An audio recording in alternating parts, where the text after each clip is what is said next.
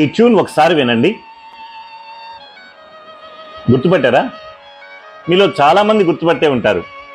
అవును, ఇది మనకి పొద్దున్నే రేడియో పెట్టినప్పుడు వినిపించే ఆకాశవాణి సిగ్నేచర్ ట్యూన్.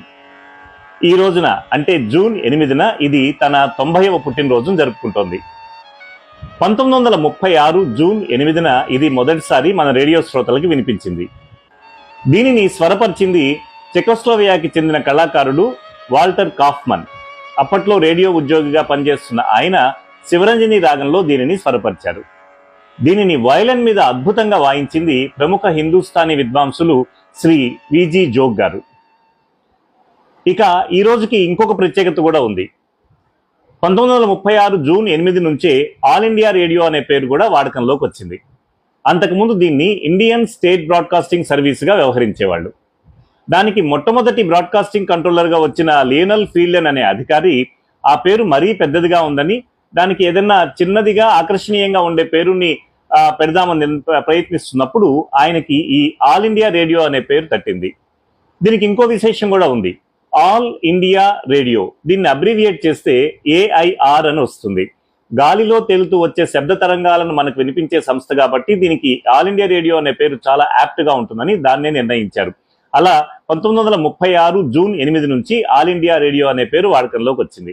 ఇక ఆకాశవాణి 1935లో మైసూర్లో సైకాలజీ ప్రొఫెసర్గా పనిచేస్తున్న MV గోపాలస్వామి అనే ఆయన తన సొంత ఇంట్లో ఒక చిన్న ప్రైవేట్ రేడియో స్టేషన్ని ప్రారంభించి దానికి ఆకాశవాణి అనే పేరు పెట్టారు. అలాగే 1938లో కలకత్తా రేడియో స్టేషన్ ప్రారంభోత్సవం సందర్భంగా ఒక కవిత రాసిన రవీంద్రనాథ్ ఠాగూర్ గారు కూడా ఆకాశవాణి అనే పదాన్ని వాడారు. ఈ పేరు బాగుందని చెప్పి 1956లో మన పార్లమెంట్లో ఆకాశవాణి అనే పేరును కూడా సమాంతరంగా వాడాలని నిర్ణయించుకున్నారు. ఇది 1957 నుంచి అమల్లోకి వచ్చింది. తర్వాత వచ్చిన ప్రసార భారతి చట్టాలకు అనుగుణంగా 2023 మే నుంచి ఆల్ ఇండియా రేడియో అనే పేరు వాడకాన్ని పూర్తిగా నిలిపివేసి ఇప్పుడు ఆకాశవాణి అని మాత్రమే వ్యవహరిస్తున్నారు. ఈ తేడాని పొద్దున్నే 6:05కి ఇంగ్లీష్ వార్తలు వినేవాళ్లు గమనించే ఉంటారు. ఇంతకు ముందు పొద్దున్నే వచ్చే ఈ ఇంగ్లీష్ వార్తలు this is all India radio, the news red by అని మొదలయ్యేవి.